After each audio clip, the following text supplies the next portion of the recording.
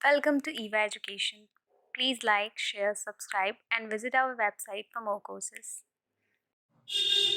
Hello बच्चों, मैं आपकी पलक मैम। मैंने आपको कल कार्बन के बारे में पढ़ाया था पिछले क्लास में, ठीक है।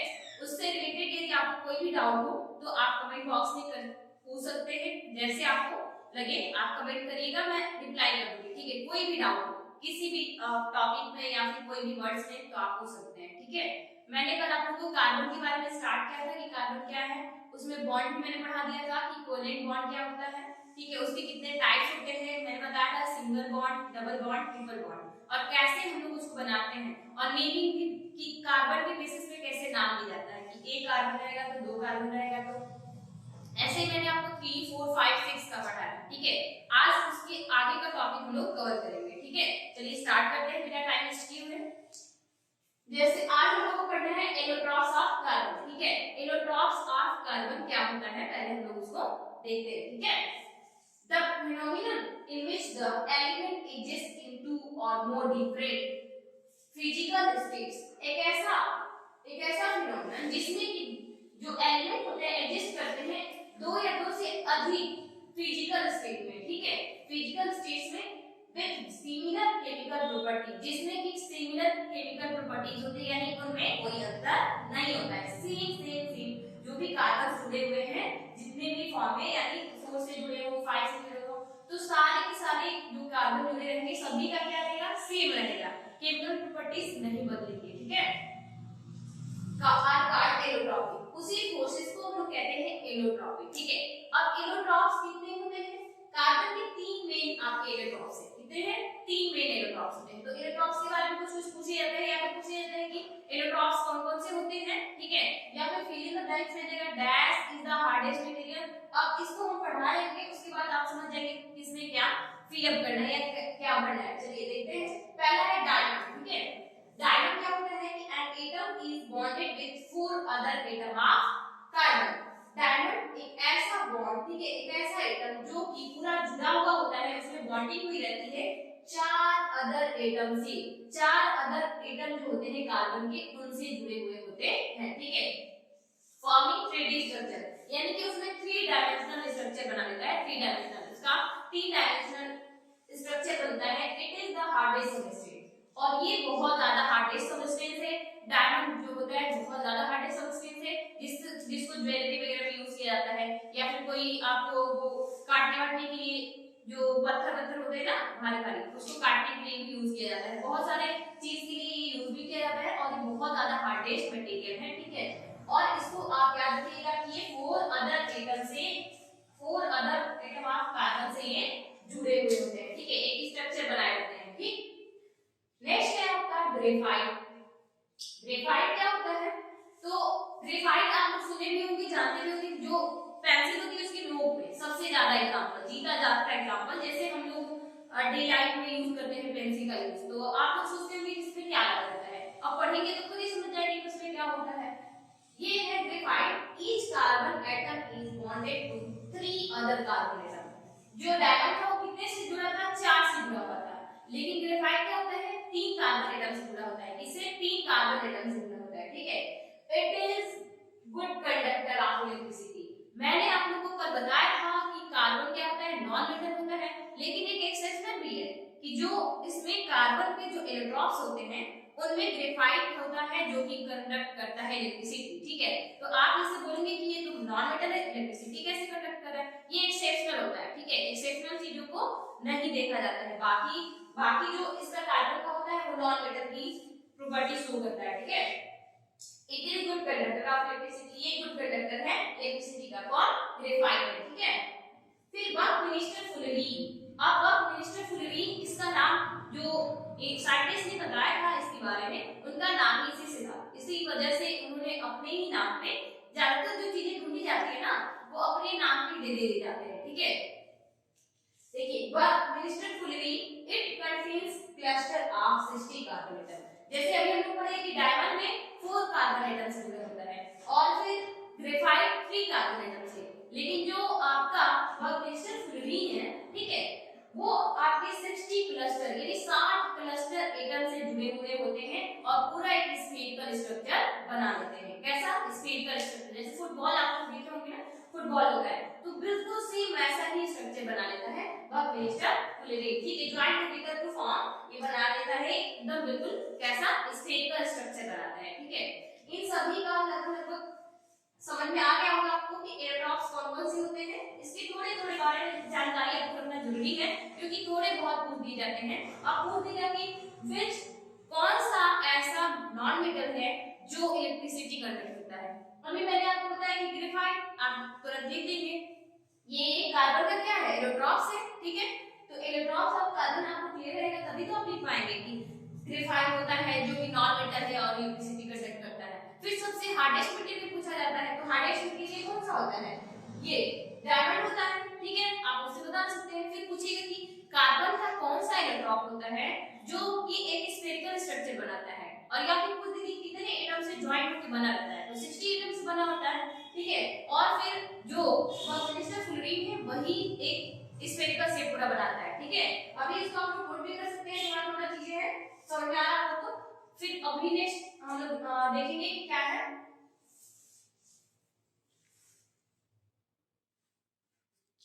नेक्स्ट हम लोग देखेंगे वर्सटाइल नेचर ऑफ कार्बन। ठीक है, पहले अभी हम लोग एलोट्रॉप्स ऑफ कार्बन पढ़ लिए, तीन होते हैं। ठीक है, डायमंड, ग्रेफाइट और बकमिस्टर फुलरीन। उसके बाद है वर्सटाइल नेचर ऑफ कार्बन, यानी कि बहुत ही अलग, बहुत ही ज्यादा इसका हम लोग जानते हैं जितने भी ऑर्गेनिक कंपाउंड होते हैं सब में क्या होते हैं, कार्बन होते हैं। ठीक है, हम लोग जिंदा है, हम लोग के अंदर में क्या है, कार्बन है। हम लोग कार्बन डाइऑक्साइड छोड़ते हैं उसमें भी तो कार्बन जुड़ा हुआ है।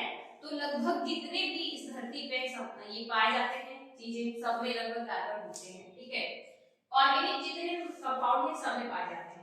The existence of such a large number of organic compound, जो existence है यानी कि इतना ज्यादा large number of compound है उसमें is due to the following nature of carbon, क्योंकि इसमें क्या क्या नेचर पाए जाते हैं। तो फर्स्ट नंबर है कैटिनेशन और सेकंड है टेट्रावैलेंसी। ठीक है, कैटिनेशन मींस अभी पढ़ाते हैं, और टेट्रावैलेंसी यानी कि चार वैलेंसी रखने वाला। अभी कैटिनेशन देखते हैं, द सेल्फ लिंकिंग प्रॉपर्टी, खुद से ही जुड़ जाना। ठीक है, सेल्फ वापस खुद से ही जुड़ जाना, कार्बन कार्बन से ही जुड़ जाना। Self linking property of an element, किसी एलिमेंट का, कोई भी एलिमेंट हो उसका, mainly carbon atom through covalent bond, covalent bond से। और कोवैलेंट बॉन्ड मैंने कल का कवर कर चुका है। ठीक है, बॉन्ड्स टू फॉर्म क्या बनाने के लिए, लॉन्ग स्टीक या फिर ब्रांच या फिर रिंग ऑफ डिफरेंट साइड। मैंने अभी पढ़ाया है ना, बकमिस्टर फुलरीन क्या होता है, पूरा एक फुटबॉल स्ट्रक्चर बना देते हैं कार्बन कार्बन के एटम जुड़ के पूरा बड़ा सा गोल सा यानी स्फेरिकल बनता है। लॉन्ग स्टीक लंबा सा, ठीक है, सीधा बिल्कुल ब्रांच भी हो सकता है, रिंग भी हो सकता है, ऑफ डिफरेंट साइज, अलग अलग साइज में। एफ आर कॉल्ड कैटिनेशन, वो सेल्फ लिंकिंग प्रॉपर्टी को ही हम लोग क्या कहते हैं, मेनली कैटिनेशन कहते हैं। ठीक है, तो कार्बन खुद से ही जुड़ के अपना एक पूरा फॉर्म स्ट्रक्चर बना देता है। अभी हम लोग पढ़ चुके हैं जस्ट पिछले टॉपिक में। This property is due to, ये ऐसा इसलिए होता है क्योंकि the small size of carbon, क्योंकि कार्बन बहुत ही छोटे साइज का होता है। ठीक है, next the great strength of carbon carbon bond, जो कार्बन कार्बन के बीच में जो बॉन्ड बनता है वो बहुत ज्यादा स्ट्रेंथ होता है यानी मजबूत होता है। ठीक है, मैंने आप लोगों को कल बताया था बॉन्ड का कि सिंगल बॉन्ड और डबल बॉन्ड भी बताया था और ट्रिपल बॉन्ड भी बताया था। ठीक है, ये क्या है, ये सिंगल बॉन्ड है, जब कार्बन ऐसे लेकिन ये सिंगल बॉन्ड होते हैं। क्या होते हैं, सिंगल बॉन्ड। ये खुद में अकेले ही जुड़ के बनते हैं। ये डबल बॉन्ड है, ये डबल बॉन्ड है। ठीक है, ये ट्रिपल बॉन्ड है। और कल मैंने इसके बारे में पढ़ा दिया है, ये कोवैलेंट बॉन्ड कहलाते हैं। कोवैलेंट बॉन्ड तीन टाइप के होते हैं, सिंगल बॉन्ड, डबल बॉन्ड और ट्रिपल बॉन्ड। ठीक है, अभी इतना समझ में आ गया होगा। अब टेट्रावैलेंसी हम लोग पढ़ेंगे। ठीक है, क्या पढ़ेंगे, टेट्रावैलेंसी पढ़ेंगे। कैटिनेशन का आप लोग नोट भी कर सकते हैं इस चीज से।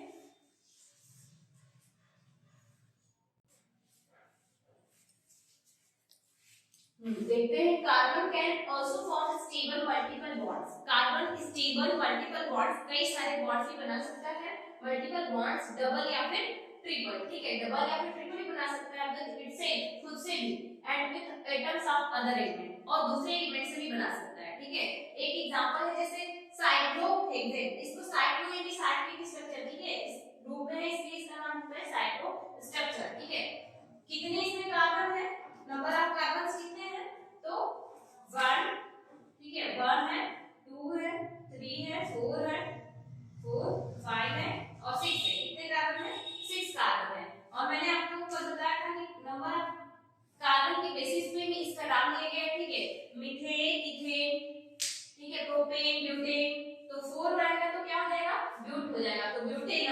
ठीक है, कितने कार्बन है तो 6 कार्बन है। कितने हाइड्रोजन हो गए हैं 2 2 2 2 2 टोटल कितने हो गए हैं 6 में 2 2 लगे हुए हैं, ठीक है 12 हो गया है इसमें। अब इसका नाम है साइक्लोहेक्सेन। हेक्सेन इसलिए है क्योंकि 6 इसमें क्या है कार्बन है, नंबर ऑफ कार्बन कितने हैं 6 हैं, ठीक है। फिर है साइक्लोब्यूटेन। कैसा है ये भी साइक्लिक ही स्ट्रक्चर बना रहा है, इसलिए इसमें क्या नाम रखे गए हैं साइक्लो, ठीक है। और ब्यूटेन यहाँ नाम रखे गए क्यों, क्योंकि यहाँ पे कितने हैं नंबर ऑफ कार्बन 1 2 3 और फिर 4, कितने नंबर ऑफ कार्बन 4 है, ठीक है। इसको हम लोग कहते हैं साइक्लोब्यूटेन, ठीक है। कई सारा इसमें आप लोग बना सकते हैं, जैसे भी आपको लगे कि जैसे साइक्लोहेक्सेन ब्यूटेन प्रोपेन भी बना सकते हैं, आगे भी बना सकते हैं हेप्टा ऑक्टा नैनो डेका, ठीक है। इतना सारा आप लोग बना सकते हैं, अभी मैंने यही बताया। नेक्स्ट अब हम लोग को पढ़ना है टेट्रावैलेंसी, ठीक है।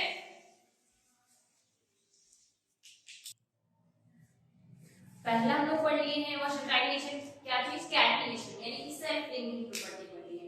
नेक्स्ट है आपका टेट्रावैलेंसी यानी कि जिसकी 4 वैलेंसी होती है, ठीक है।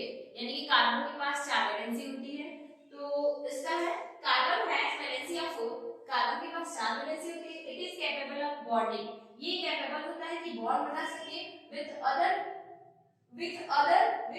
अदर एटम्स, यानी कि 4 और भी एटम से बना सकता है ऑफ कार्बन, कार्बन के साथ ही और 4 भी इसके साथ रहेगा तो वो अपना क्या बना लेगा बॉन्ड बना लेगा ऑफ कार्बन, या फिर सब अदर कोई भी और भी हो सकता है क्या चीज हेटेरो एटम्स, यानी हेटेरो यानी डिफरेंट एटम, हेटेरो मतलब डिफरेंट एटम से भी बना सकता है विद सिंगल कोवेलेंट बॉन्ड, जिसमें सिंगल कोवेलेंट बॉन्ड होता है। कोवेलेंट का 3 बॉन्ड मैंने पढ़ा है, सिंगल डबल और ट्रिपल। एज वेल एज ऐसा कि डबल भी और ट्रिपल भी बना सकता है, ठीक है। सिंगल डबल और ट्रिपल तीनों भी बना सकता है, ठीक है। तो इसमें 4 वैलेंसी होती है इसकी, और ये कैपेबल होता है बॉन्ड बनाने के लिए खुद से भी और या फिर डिफरेंट टाइप के एटम से भी, और ये कोवेलेंट बॉन्ड सिंगल डबल और ट्रिपल भी बना सकता है, ठीक है। कुछ एग्जांपल है यहाँ पे जिसका नाम मैंने लिख भी दिया है, ये क्या है सीसी यानी क्या है कार्बन कितने हैं 2 हैं, ठीक है। तो हम लोग जानते हैं कार्बन 2 रहता है तो इथ बोलते हैं, इथेन बोलते हैं, ठीक है। ये क्या है कार्बन 2 है, यहाँ पे 1 और 2, इसलिए क्या बोलेंगे इसको इथेन बोलेंगे, ठीक है। इथेन है, लेकिन यहाँ पर हम देखेंगे कि यहाँ पे फ्लोरीन जुड़ा हुआ है, ठीक है। इसलिए जो भी यहाँ पे जुड़ा हुआ है, ठीक है, उसका नाम हम लोग सबसे पहले लेते हैं। ब्रोमीन जुड़ा रहता है Br, ठीक है, तो हम लोग इसको ब्रोमो इथेन बोलते हैं। लेकिन यहाँ पे क्या जुड़ा है क्लोरीन जुड़ा हुआ है, इसलिए हम लोग इसको बोलेंगे क्लोरोइथेन, ठीक है। क्योंकि 2 ही कार्बन है ना, 2 के लिए हम लोग क्या बोलते हैं इथेन बोलते हैं। अगर ब्रोमीन का भी हम लोग बोल देते हैं तो इसका क्या नाम रहेगा ब्रोमो, Br जोड़ देते हैं यहाँ पे इसी जगह पे बस, ठीक है। ये हाइड्रोजन हो जाएगा, हाइड्रोजन हाइड्रोजन, ठीक है। ये भी हाइड्रोजन, बस यहाँ पे मैंने क्या चेंज कर दिया ब्रोमीन, तो इसका क्या नाम हो जाएगा ब्रोमो, ठीक है। यहाँ क्लोरो था ना, क्लोरो की जगह पे ब्रोमो हो जाएगा, और इथेन क्लोरीन ब्रोमीन, ठीक है। क्लोरीन जुड़ा रहेगा तो क्लोरोइथेन, ब्रोमीन जुड़ा रहेगा तो ब्रोमोइथेन बोलेंगे, ठीक है। अब इसमें इथेनॉल, इथेनॉल और इथेनॉल इन दोनों में क्या डिफरेंस है, तो वहां जो होता है ना ऑक्सीजन, जो ऑक्सीजन होता है वो किस चीज से जुड़ा होता है डबल बॉन्ड से जुड़ा होता है, ठीक है। और ऐसे इसमें इथेनॉल, इथेनॉल में सिंगल बॉन्ड से जुड़ा होता है, ठीक है। ये डिफरेंस है, आप देख सकते हैं यहाँ पे क्या है 2 से जुड़ा हुआ है, यहाँ पे कितने बॉन्ड लगे हुए हैं 2 लगे हुए हैं, लेकिन यहाँ पे क्या है ये सिंगल बॉन्ड से ही जुड़ा हुआ है, यहाँ पे सिंगल बॉन्ड से ही जुड़ा हुआ है, ठीक है। तो इथेनॉल और इथेनॉल में कभी पूछ दिया जाता है, इसका नाम दे देगा या फिर स्ट्रक्चर बना देगा, बोलेगा कि आप इसका नाम बताइए। तो इथेनॉल में और इथेनॉल में डिफरेंस यही होता है कि इसमें इथेनॉल में डबल बॉन्ड से ऑक्सीजन जुड़ा होता है, ठीक है, ऐसे बना देगा, और इथेनॉल में ऑक्सीजन जो होता है सिंगल से जुड़ा होता है। ये दोनों क्वेश्चंस आते हैं कभी-कभी, ठीक है, कि इथेनॉल और इथेनॉल में क्या डिफरेंस है और उनके स्ट्रक्चर भी याद करेंगे आप लोग, ठीक है। यहाँ पे भी 2 है, ठीक है, यहाँ पे भी 2 है आपका कार्बन, यहाँ पे 2, तो इसीलिए मैंने एथ बोलते हैं, ठीक है। यहाँ पे भी आपके 2 कार्बन है तो इसीलिए एथ है, और OH ग्रुप जहाँ पे जुड़ा होता है वो ऑल, ठीक है। इथेनॉल इथेनॉल इन दोनों में अंतर आपका पूछता है ज्यादातर, ठीक है। अल्कोहल ग्रुप के आते हैं, ये OH ग्रुप किसमें आता है अल्कोहल ग्रुप में आता है, ठीक है।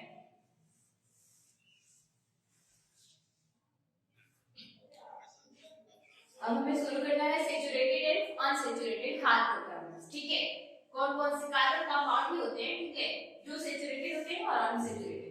सैचुरेटेड अनसैचुरेटेड को समझने के लिए आप पहले हम देखेंगे कि बॉन्ड के वाइज हम लोग इसको डिवाइड किए हैं, ठीक है। सैचुरेटेड में सिर्फ और सिर्फ सिंगल बॉन्ड से जुड़ा होता है, ठीक है। अनसैचुरेटेड में डबल भी होता है और ट्रिपल भी होता है।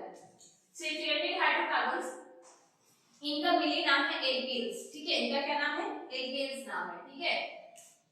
एल्केन जिसको बोलते हैं, जनरल फार्मूला इसका होता है CnH2n+2। अब यहाँ पे N क्या है? Cl की कार्बन, ठीक है। M यहाँ पे number of carbon atoms connected by only single bond, ठीक है, सिंगल बॉन्ड। ऐसा नंबर ऑफ कार्बन जो कि सिर्फ और सिर्फ क्या होता है? सिंगल बॉन्ड से जो जुड़ा होता है, ठीक है। वही नंबर ऑफ कार्बन की बेसिस पे इसका नाम भी दे दिया जाता है। एन लास्ट में है, ठीक है। जैसे प्रोपेन, इथेन, मीथेन, तो एन आना चाहिए, ठीक है। तो इसका हम लोग बोलते हैं the carbon atoms are connected by only single bond. Wait number of carbon atoms, जो नंबर ऑफ कार्बन एटम्स होते हैं are connected by only single bond, वो क्या होते हैं? जुड़े होते हैं सिंगल बॉन्ड से। वहां पे तो नंबर ऑफ कार्बन एटम्स होता है और यही लाइंस क्या है कि the carbon atoms are connected by only single bond. केवल क्या होते हैं? केवल सिंगल बॉन्ड से जुड़े होते हैं। इसको हमको क्या करना था? नंबर ऑफ कार्बन एटम्स, ठीक है। और इसमें क्या होता है? जैसे फॉर एग्जांपल मीथेन यानी कि मीथेन सब वन नंबर ऑफ कार्बन कितने हैं इसमें? 1 है, ठीक है। इसको हम लोग बना नहीं सकते, नंबर ऑफ कार्बन कितने हैं? 1 है। तो हाइड्रोजन कितना हो गया है? यहां पे हम लोग आप देख सकते हैं, जैसे CnH2n+2 है ना, इसमें क्या आ जाएगा? C है 1, तो क्या हो जाएगा? हाइड्रोजन कितना आ जाएगा? अभी ये 1 हम लोग रख रहे हैं कि n=1 है, तो इस जगह पे हम लोग क्या देखेंगे कि हाइड्रोजन कितना आ जाएगा? हम लोग को n रखना है, 2 × 1, 2 1 जा 2 और 2 4, तो CH4 हो गया, ठीक है। अब इसका हम लोग बना भी सकते हैं C, और ऐसे सिंगल बॉन्ड से जुड़ा होता है ये हाइड्रोजन हाइड्रोजन हाइड्रोजन हाइड्रोजन, ठीक है। इनका नाम होता है गैस, इनका जनरल फार्मूला होता है CnH2 2+2, ठीक है। Cn+2 CnH2n+2 एल्केन्स, ठीक है। और ये जो कार्बन एटम्स होते हैं सिंगल बॉन्ड से जुड़े होते हैं, इन्हें हम लोग सैचुरेटेड हाइड्रोकार्बन्स बोलते हैं, ठीक है। अब हम लोग देखते हैं अनसैचुरेटेड हाइड्रोकार्बन्स। इसमें दो होता है, एल्कीन्स और एल्काइन्स, ठीक है। एल्कीन्स आपके डबल बॉन्ड से जुड़े होते हैं और एल्काइन्स आपके ट्रिपल बॉन्ड से जुड़े होते हैं, ठीक है। अभी देखते हैं अनसैचुरेटेड हाइड्रोकार्बन जैसे एल्कीन्स, जनरल फार्मूला इनका क्या होता है? CnH2n। क्या होता है? CnH2n। यानी क्या है? आपने number of carbon atom connected by double bond, number of carbon atom जो कि किससे जुड़ा हुआ है? डबल बॉन्ड से जुड़ा हुआ है। कितने से? डबल बॉन्ड से जुड़े हुए। तो अभी यहां हम देख लेते हैं ब्यूटीन, ठीक है। एल्कीन तो ब्यूटीन, प्रोपेन तो प्रोपीन, ईन लगाना है इसमें लास्ट में, ठीक है। तो उसी तरीके से हम लोग बोल सकते हैं, जैसे यहां पे क्या हुआ है 1 2 3 4, यहाँ पे कितने हैं? 4 आते हैं। n आपके कितने हैं? n यहाँ पे कितना है? 4 है। तो आपका 2n कितना हो जाएगा? 2 4 जा 8 आपके हाइड्रोजन होगा 3 2 5 5 और 3 8, ठीक है। लेकिन यहाँ पे कार्बन यहाँ पे क्या हुआ है? यहाँ पे डबल बॉन्ड से जुड़ा हुआ है। क्या हुआ है? ये डबल बॉन्ड से जुड़ा हुआ है। यहाँ पे किससे से जुड़ा हुआ था? सिंगल बॉन्ड से जुड़ा हुआ था, ठीक है। अब इसमें हम लास्ट पढ़ेंगे एल्काइन्स पढ़ेंगे, ठीक है। अभी इसको नोट भी कर सकते हैं आप लोग। सेकंड है अनसैचुरेटेड कार्बन में एल्काइन, ठीक है। अभी हम लोग पढ़ रहे हैं एल्केन जो कि सैचुरेटेड होता है, फिर हम लोग पढ़ लिए एल्कीन जो कि अनसैचुरेटेड होता है, फिर हमें पढ़ना है एल्काइन्स, ठीक है। इनका जनरल फार्मूला क्या होता है?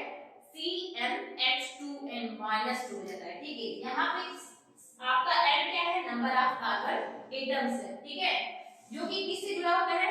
3 बॉन्ड से जुड़ा होता है। कितने से? 3 बॉन्ड से जुड़े होते हैं, ठीक है। जैसे एग्जांपल में एथाइन, प्रोपाइन, ठीक है। और इसी का नाम एथाइन का है, एसिटिलीन है, ठीक है। तो यहाँ पे हम लोग देख सकते हैं कि यहाँ पे कितने से जुड़ा हुआ है? 3 है। ये जो बॉन्ड जुड़े हैं वो क्या है? ट्रिपल बॉन्ड है, ठीक है। और आप लोग ब्यूटाइन भी बोल सकते हैं, BUTYNE, ठीक है। ब्यूटाइन इसमें क्या आएगा? 4 कार्बन मिलेगा और जो तीसरा वाला रहेगा वो 4 से जुड़ा रहेगा। यहाँ पे हाइड्रोजन, यहाँ पे ऐसे, ठीक है। एक मिनट, यहाँ पे 4 होंगे ना, इसका 1 2 3 4 हो गया, फिर इसका भी 1 2 3 4 हो गया। ये तो खुद ही जुड़ा हुआ है इस चीज से, ठीक है। ये कितने एटम से जुड़ा हुआ है? 4 से जुड़ा हुआ है, ठीक है। इसे हम क्या बोलेंगे कि ये ब्यूटाइन है, ठीक है। जिसका 4 कंप्लीटली नहीं होता है ना, जैसे यहाँ पे इसका इस कार्बन का कंप्लीटली पूरा 4 है, ठीक है। हम लोग क्या बोलते हैं? ब्यूटाइन। जैसे प्रोपाइन है वैसे ब्यूटाइन, और भी नंबर ऑफ कार्बन है ये कि आप लोग बना सकते हैं। ठीक है, फिर अगला हम टॉपिक देखते हैं, पहले इसको नोट भी आप लोग कर सकते हैं।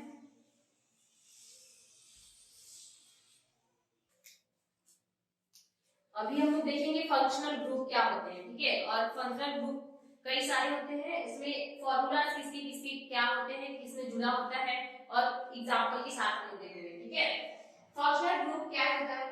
एन एटम, एक एटम या फिर ग्रुप ऑफ एटम। ठीक है, एटम या फिर ग्रुप ऑफ एटम हो प्रेजेंट इन, इसमें प्रेजेंट हो मॉलिक्यूल विच लार्जली, ठीक है, जो कि largely determine its chemical property, ऐसा हो जो जुड़ा रहे, उसकी वजह से जो भी आपका कंपाउंड बन रहा है उसकी जो केमिकल प्रॉपर्टीज है उसमें बदलाव है। ठीक है, या फिर उसी की वजह से डिटरमाइन किया जाता हो, जैसे कोई भी फंक्शन ग्रुप लगा हो उससे हम लोग डिटरमाइन करके बताते हो कि ये इसकी प्रॉपर्टीज है। ठीक है, तो हम लोग क्या कहते हैं, वही होता है आपका फंक्शनल ग्रुप। यानी फंक्शनल ग्रुप क्या होता है, यदि कोई भी आपका जुड़ा हुआ है फंक्शनल ग्रुप, तो उसमें ये होगा कि इसी की वजह से उस चीज का, यानी जो भी आपका बनेगा कंपाउंड, उसका केमिकल प्रॉपर्टी उसी की वजह से डिफाइन होगा। ठीक है, जैसे हम लोग कई सारे फंक्शनल ग्रुप पढ़ते हैं, तो इसमें मेनली अभी 5 है आपकी क्लास के लिए, जैसे उसके साथ साथ हम लोग फार्मूला भी देखेंगे फंक्शनल ग्रुप का, और इसका एग्जांपल भी पढ़ते जाएंगे। ठीक है,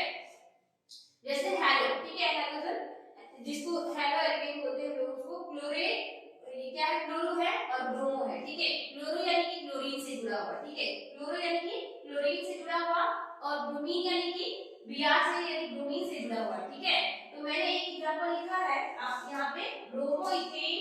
ठीक है, क्लोरोप्रोपेन भी हो जाएगा, क्या हो जाएगा, क्लोरोप्रोपेन भी, प्रोपेन भी, क्लोरोप्रोपेन। ठीक है, तो एग्जांपल है, यहाँ पे क्या हुआ है, Br यानी कि ब्रोमीन जुड़ा हुआ है, यहाँ क्लोरीन जुड़ा हुआ है, तो जहाँ पे Ca जुड़ा होगा वहां क्लोरो से स्टार्ट करते हैं, जहां पे Br से जुड़ा होता है वहां पे ब्रोमीन से स्टार्ट करते हैं। ठीक है, अभी नेक्स्ट देखते हैं हम लोग कौन सा है, अल्कोहल। ठीक है, अल्कोहल जो फंक्शनल ग्रुप है OH लास्ट में आता है इसके। ठीक है, वो जुड़ा रहेगा। ठीक है, हम लोग ऑल बोलते हैं, ऑल आता है लास्ट में, क्या आता है, ऑल, तो OH से जुड़ा होता है, जैसे इथेनॉल, ऑयल देख रहे हैं आप लोग, यहाँ पे क्या हुआ है, OH से जुड़ा है इथेनॉल। ठीक है, ये क्या है, अल्कोहल ग्रुप में आते हैं, OH का क्या होता है, अल्कोहल ग्रुप का होता है। ठीक है, थर्ड है एल्डिहाइड। एल्डिहाइड किससे जुड़ा होता है, CHO, किससे जुड़ा होता है, CHO, या फिर किससे, C डबल बॉन्ड H। ठीक है, और फिर इधर भी आपका कंपाउंड जुड़ा रहेगा, ये इसका एग्जांपल है कार्बोनिल। ठीक है, कार्बोनिल इसका एग्जांपल है किसका, एल्डिहाइड ग्रुप का। ठीक है, थर्ड है आपका कीटोन, सॉरी फोर्थ है आपका कीटोन। कीटोन, कीटोन ग्रुप में भी आपके किससे जान जाते हैं, CO से जुड़ा होता है, या C डबल बॉन्ड O से जुड़ा जाता है। ठीक है, जैसे प्रोपेनॉन, क्या है, प्रोपेनॉन, ऑन आता है, ON लास्ट आता है। ठीक है, तो वो कीटोन ग्रुप में आते हैं जिसका है प्रोपेनॉन। ठीक है, इसका एग्जांपल है प्रोपेनॉन। प्रोप यानी कि 3 होता है। ठीक है, कार्बोक्सिलिक एसिड, कार्बोक्सिलिक एसिड में C डबल बॉन्ड COOH या फिर CO2H बोलते हैं। ठीक है, या C डबल बॉन्ड OOH। ठीक है, सिंगल बॉन्ड से जुड़ा रहेगा। अभी मैंने आप लोगों को बताया कि डबल बॉन्ड, सिंगल बॉन्ड और फिर ट्रिपल बॉन्ड क्या होता है। ठीक है, सिंगल, डबल और ट्रिपल बॉन्ड, तो इससे आप लोग बहुत अच्छे से याद रखेंगे। फंक्शनल ग्रुप में कभी कंफ्यूज देता है ना कि अल्कोहल से एक एग्जांपल बनाने के लिए, या एल्डिहाइड से या कीटोन से एक एग्जांपल बताने के लिए, या फिर आप जब फंक्शनल ग्रुप लिखिए, राइट सम फंक्शनल ग्रुप, तो अब write the name of some functional group, तो आपको याद रहेगा, तो इसमें से 2 या 3 आप लोग आसानी से लिख सकते हैं। जैसे मान लीजिए अल्कोहल लिख सकते हैं, एल्डिहाइड, कीटोन, ये 3 या 4 ऐसे आप लोग ABCD अल्फाबेटिकल वाइज आराम से याद कर लेंगे तो लिख सकते हैं। ठीक है, फिर आ जाएगा कि फार्मूला। अब जैसे मान लीजिए इसमें से एक फार्मूला जाता है कि CHO। ठीक है, ये CHO पूछ देता है कि भाई ये CHO किस फंक्शनल ग्रुप का ये फार्मूला है। ठीक है, तो आप कैसे बोलेंगे, अब आपको देखना पड़ेगा ना कि ये एल्डिहाइड का CHO होता है। ठीक है, अब उस दिन कि आपको OH जो लगा रहता है वो OH किस फंक्शनल ग्रुप का होता है फार्मूला, तो आपको याद रहेगा अल्कोहल, तब तो आप बता पाएंगे। तो इसको याद करना पड़ता है कि भाई OH लगा रहेगा तो अल्कोहल ग्रुप का रहेगा, CHO लगा रहेगा तो एल्डिहाइड का रहेगा, CO लगा रहेगा तो कीटोन का रहेगा। ठीक है, ये सब आपको ध्यान रखना पड़ता है। और क्लोरीन लगा रहेगा तो क्लोरो, ठीक है, क्लोरो फंक्शनल ग्रुप में क्लोरीन हो जाएगा, ब्रोमीन हो जाएगा ब्रोमो के लिए, और फिर आपका पूछ दे कि कार्बोक्सिलिक एसिड के लिए तो COOH होता है। ठीक है, इसको बहुत ही ध्यान से नोट रखना है। और आज हम लोगों ने क्या क्या कवर किया है,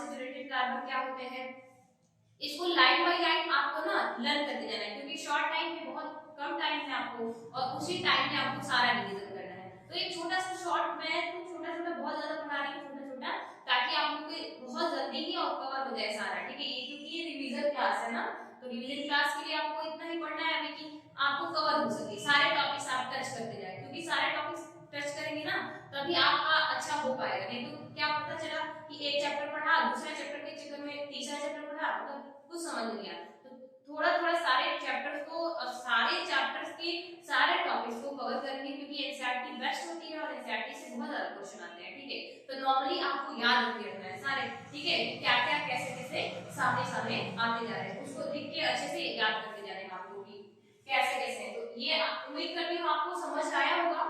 जो भी अभी आपको समझ नहीं आएगा, आप कमेंट बॉक्स में आप अपना क्वेश्चन या फिर जो भी आपको डाउट होगा उसको लिख सकते हैं, ठीक है। मिलते हैं नेक्स्ट क्लास में, ओके।